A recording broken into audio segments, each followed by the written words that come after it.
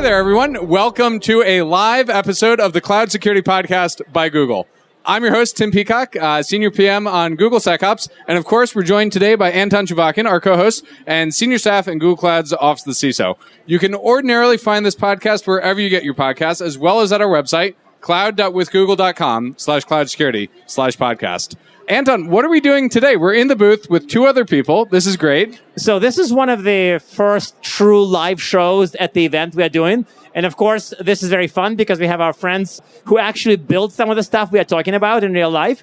And we're going to talk about the enterprise adoption and, of course, AI in the SOC. And, of course, challenges that people face. I think it's going to be fun.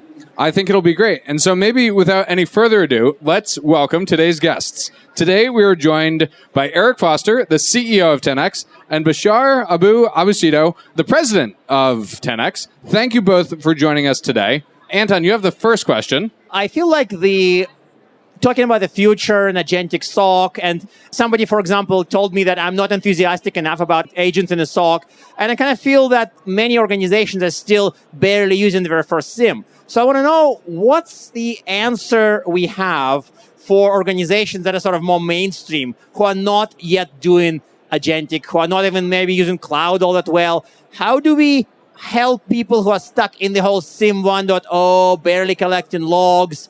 We can tell them we have AI native magical technology, and we do, by the way, but how do we get them to benefit? It's a great question, and I honestly believe this is the single greatest inflection point. I've been doing cyber 33 years, as you know. You and I came up in the trenches together in a lot of this. This is, to me, the greatest single opportunity maybe we've had for transformation in the SOC. And I honestly believe this is such a great opportunity for those laggards who want to truly achieve SOC modernization and SIEM transformation. This is the time to do it. You have the opportunity to move from a legacy on-prem, still we see so many people in that model, to a true cloud native, and then layer in the actual agentic AI and achieve the kind of outcomes. But the biggest thing that I would say that we really see as the biggest mistake right now is people coming in and trying to bolt AI on to these existing platforms. And especially you talk about the legacy systems, like bolting AI onto a legacy SIEM that was not designed for it is like the same thing of trying to go in and take your legacy monolithic application and give it an IP address and put it on the internet. It's a giant mistake. What could go wrong? Yeah. I mean, a lot of fun things, as things pointed out, right? As we've observed, right?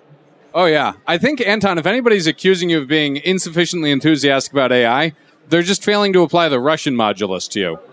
Yes, the Gauss curve, yes. That's right. They should probably post a picture in the notes or something. Yeah. So, Bashar, I want to ask a question about CISO metrics. Spent a long time in the industry.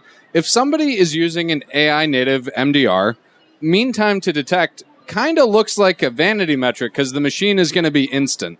So what's the actual metric somebody should be looking at? Is it time to context, reduction in human toil? How do we show the ROI here? What's the metric? That's a great question. I think with the old metrics are important to continue to look at, because what we just kind of learned recently is that it takes now between discovery to actual exploitation is 30 to 45 seconds. So we're dealing in a machine speed level. So we need to look at the outcomes. I would personally look at the false positive rate. I would continue to see that go down. I would like to continue to see false negatives continue to go down as well, true positives being highlighted. I think ultimately, the ultimate success, as I operated this at scale in my previous job at a CISO, is to be able to have about an average 5 true alerts a day for an analyst to investigate, to take an action on, to have a quality response, an understanding of the threat landscape, and the ability to understand the situational risk environment that they're dealing with. And that's where we're headed with, but that's going to have to be enabled by AI and has to be focused on outcome and on the actual things that we're going to be able to deliver in terms of actual action that we take based on that visibility that we receive. I kind of feel like the metrics are changing before people actually collect enough data to sort of do the old style metrics. Again, another thing somebody asked me yesterday when I was doing the presentation is, okay, so how do you know you're better off that you had after you added agents? If you don't measure where you are today, you can't really confidently say, look, I got this AI in my SOC and things are better. But what things? I mean, do you measure things? To me, the metrics argument is really strong, because if you say AI helped, how did you measure it? That's why I feel we should go to metrics that support that mission of saying things have improved because now we have agents doing some of the work. It can't just be naive time saved or MTTD or whatever else. Yes. Totally agree. And this is actually something we're working on. We're not quite ready to release yet, but we're going to try, in conjunction with a couple other partners, vendors in this space, we're going to try to redefine how SOCs measure these metrics, because you're exactly right with the question. The old MTTR just doesn't apply anymore unless we're all going to move it into seconds. So not to make this a product pitch by any means, but just to tell you the art of what is possible in the agentic space today with the partnership with Google Cloud and the Google Security Operations layer, and then the agentic AI that we've put on top. What we're doing for customers, you've got 100% alert coverage. That's triaged to true MTTR in 48 seconds. That's our metric today. 48 seconds across 100% of your alerts. 48 seconds across all your alerts. But and it's 100% of your alerts, because that's the big game change. Like, most people don't realize, most SOCs are usually triaging like 10% or 20% of their alerts. They're throwing everything else away. Right. And so we've changed the game materially, an order of magnitude, the whole idea of the name of the company. And you can find a public case study on this on the Google Cloud YouTube. For if you look that up with Sunrun and 10x, you'll see a public case study where they talk about this. And what do they talk about as the main metric? Mean time to dwell, and reducing that by an order of magnitude. That's the metric. So I agree that investigating all the alerts looks better. That's cool. But what is that moving that you can measure as an outcome from that? What gets better when you do that? Because it feels like it should get better, but what actually does? No, absolutely. And that's where I think being able to show the reduction in actual attacker dwell time in your environment, that's probably the single most important metric. And then obviously we would hope to have it be not actual attacker dwell time. How many serious attacks did we catch before they were able to establish any sort of foothold? But as Bashar was saying, now that the average time from exploitation to C2 is measured in under a minute, I thought, oh man, we're triaging 100% in less than a minute. We've made progress. And then the numbers come back and it's like, no, you're still not fast enough. I still want to dwell. I'm usually the one. I want to dwell a little bit. Yes. What's your dwell time? You. I'm going to no dwell. Delving. Not just delving. Dwelling. Yeah. I'm going to dwell on the tooling. And usually I'm the guy who says people process, yes, more important than tools. But I want to touch on the tools a little bit. You made a point, which I agree with, is that a lot of bolting AI to an existing old legacy tool is not working. Why is it not working specifically? It's not a kind of a marketing copy about you should buy ours. It's kind of more about there's genuine architectural difficulties with some of the tools.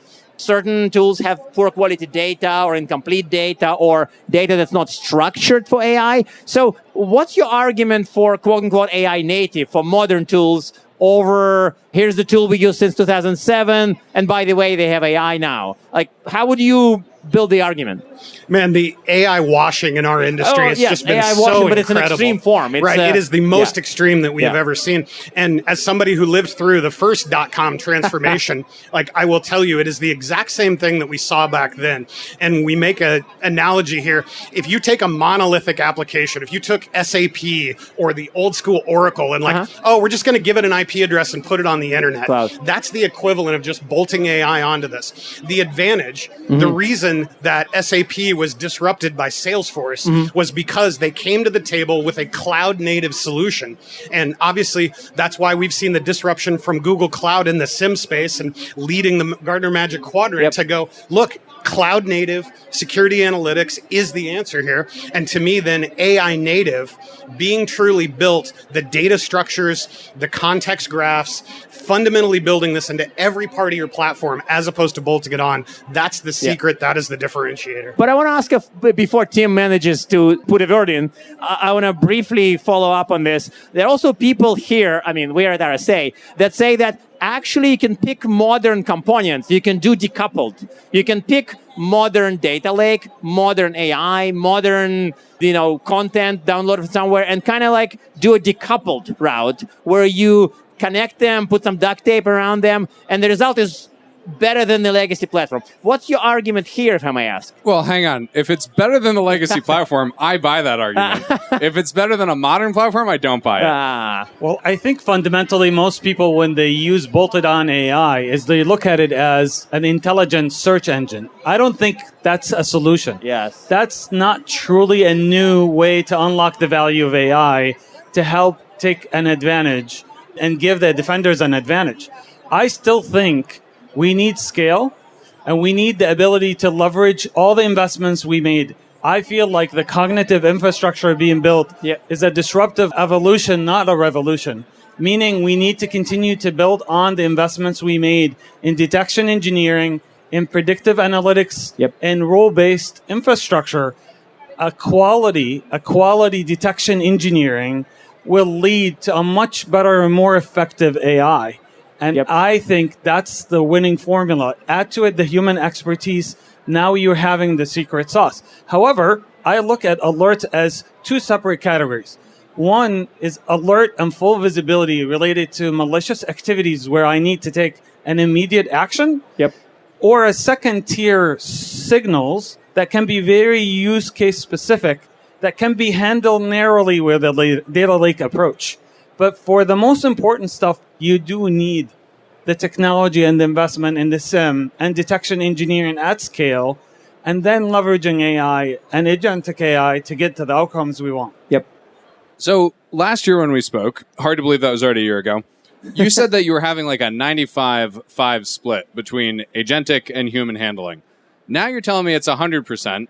What was the last thing to get automated, and what made it so hard? By the way, this is a profound moment, by the way. I just want to, people who would be listening to this for the next few years would probably need to pay attention to this moment, because this is kind of hugely important.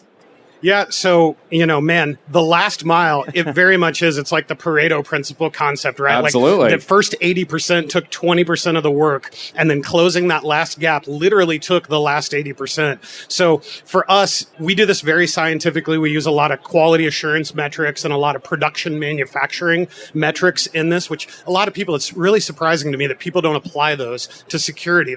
We as an industry figured out a long time ago, like if you have a process that needs maturity, there's all sorts of tests you can do statistically to figure out if this process is actually working. It's the same thing that medical device manufacturing people do, right? It's not a foolproof process, but at the same time, they can apply a level of QA that lets them produce like a 5 nines quality of the device that comes out. We're applying the same approach to security and the way that our agents look at things. So we're moving the quality metrics to go, no, look, last time we talked, we had quality that we would consider end-to-end for 95%, and then it was more and more to close out that approach. So the difference in how we've done it, for us, it's human isn't just in the loop, it's on the loop. So we do constant human reinforcement learning at 2 different levels of every single thing that goes through our platform. Then a lot of it here is actually after the fact. So like the AI comes and decisions something, and we put it in front of a human maybe a day later and go, here, verify that this was the right activity, verify that this was the right thing. The last big piece, the last big breakthrough for us was like end automated response using computer use. Wait, so you did that already? Oh, yes. Oh, I thought you were still struggling. Man, like you say, it's been a year since we last talked. It feels like it's been a decade.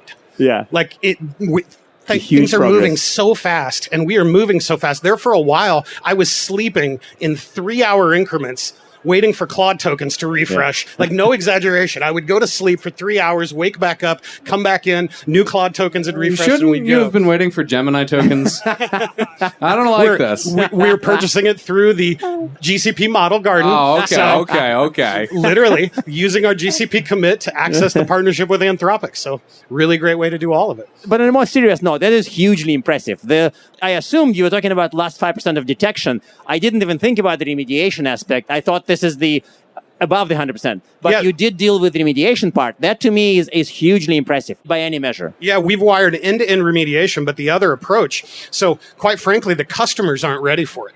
So what we do when we go into each customer is we let the customer define their risk tolerance of what are they letting us remediate and what do they still want a human for. And we honestly believe that's the magic approach to this. It's the great, not only technical partnership with Google, but it's the human-led it really is human accountability. Yep. Like the customers still need a human to hold accountable and to be able to say like, no, look, I don't want you quarantining a domain controller because you saw something there. I don't want the AI doing that. We want to put that in front of a human that then makes that call. Yep. So that's exactly what I want to ask about next. Bashar, how do you help a CISO actually trust this? Because every CISO has been burned by something taking out production or impacting executive.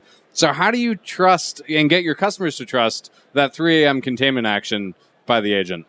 I think Eric alluded to this. We need to continue to build that cognitive infrastructure and the infrastructure and the connection between AI and the human factor to make sure that we establish a true risk appetite around autonomous level decision making. We're closer than 2 years ago when we talked about this during the next conference, where we all want self-healing concepts, and we're closer than ever. But we think in order for that to continue to progress, meaning freeing up the top talent that we have for the most complex issues, is to establish digital trust in that cognitive infrastructure of AI. Yep.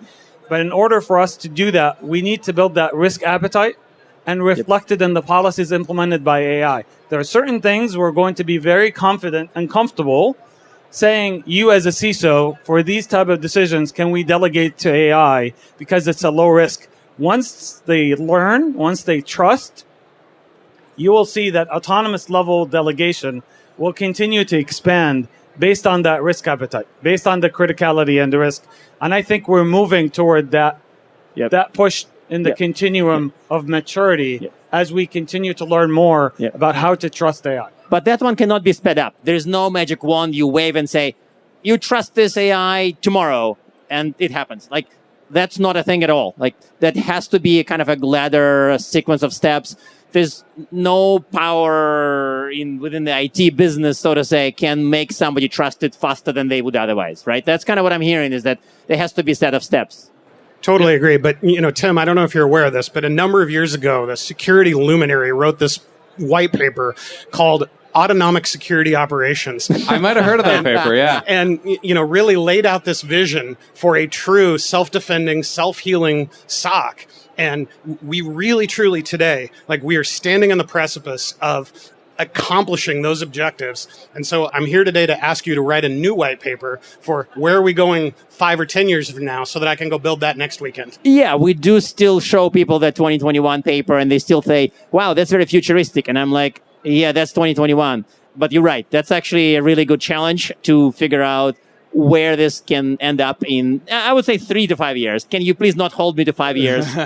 So listeners, the good news is that Anton is on the other side of the stage, so he can't kick me under the table when I tell him the magic wand for CISO Trust is actually a Forrester Wave, giving these guys a good review. I still want to go drill into this whole decoupled you want to data ask more gravity stuff? argument. Okay. No, it's the last question. Good. Because I have industry debates with people who say that you have a monolithic platform, stores data, does security, does UX, does AI. But surely in the modern world, everybody can have an agent pull data from one place, have it stored somewhere else, analyze it through whatever research. Is there a need for modern but ultimately coherent platform? And that's a really good debate. And I have a 3 a.m. test. If you wake me up at 3 a.m. and somebody says, which paradigm do you think would win? And I would very oddly point at data gravity as an argument why the platform built for this purpose would win over decoupled federated system. Not that the other one won't work. I just think that for the majority of people, you want the machines fairly close to where the data is, and you want data to actually be there when you need it. Best effort works often enough, but then it kind of doesn't at the worst possible moment. Which is so when that's you really why need I'm it to kind of work. betting on data gravity. Am I betting wrong? I'm betting. No, I but completely... So wait, the question. I was supposed to ask a question and not give a speech. I Do agree. you agree with that? Do you think that this type of modern platform where data is secured, analyzed, processed by AI, looked at by humans is the winning strategy, whether it's built by MDR or together MDR and the cloud provider, or you can go do assembly instructions on your own? It's a great question, and it is a great debate. Like, I don't feel this is settled. My personal opinion, I think we're going to a barbell approach. I think it's going to be both, which isn't a cop-out.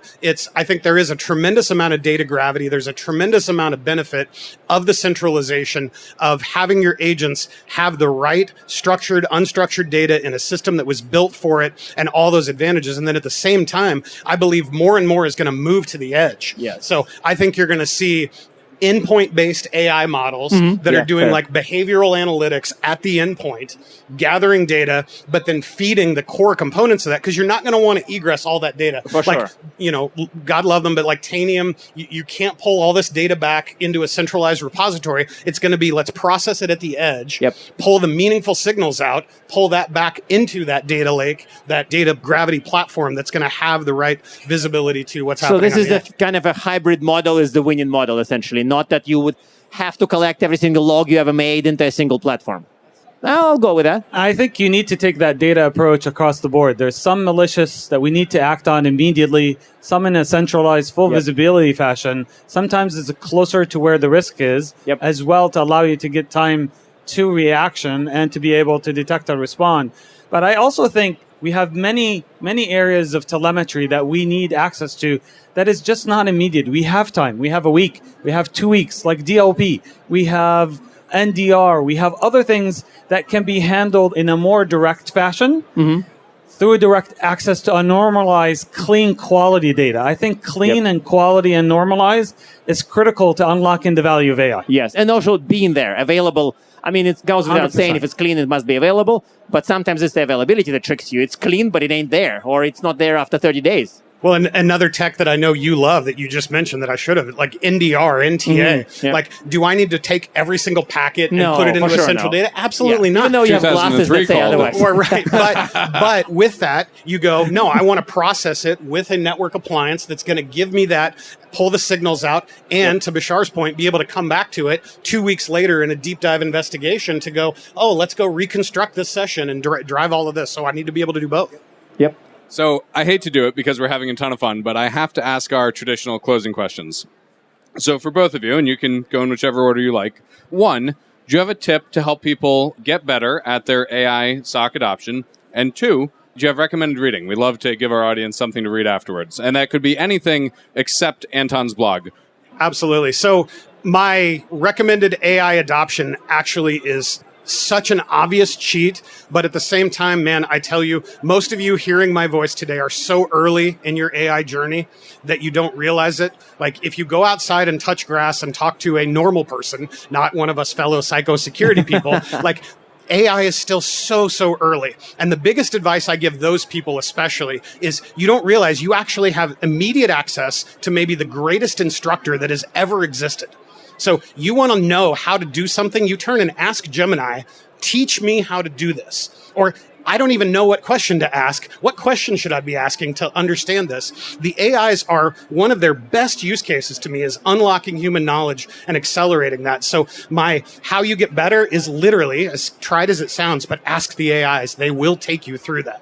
So my recommended reading, I plugged this last time I'm on, but I'm still going to do it again because there's still so much great opportunities for this. So We Hack Health, wehackhealth.com. I lay this out because in cybersecurity, more than ever, we are under constant attack. Right? You're under constant emotional attack. You're in a very stressful situation. Way too many of us don't eat well, don't take care of ourselves, don't, fuel the engine the right way. We Hack Health is a cybersecurity community that we have set up to try to help each other get healthy through this whole process. Food, workouts, stress reduction, just people to talk to. Like, one of the biggest things I see, we are in a world that is just constantly under attack, right? We're in a profession that is constantly under attack. Your fight or flight is going off all the time.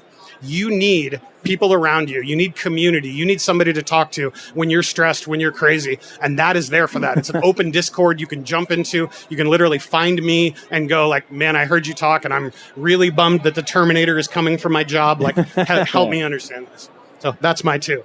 Bashar, you? Well, what I think my advice is, I've been investing in AI for a very long time.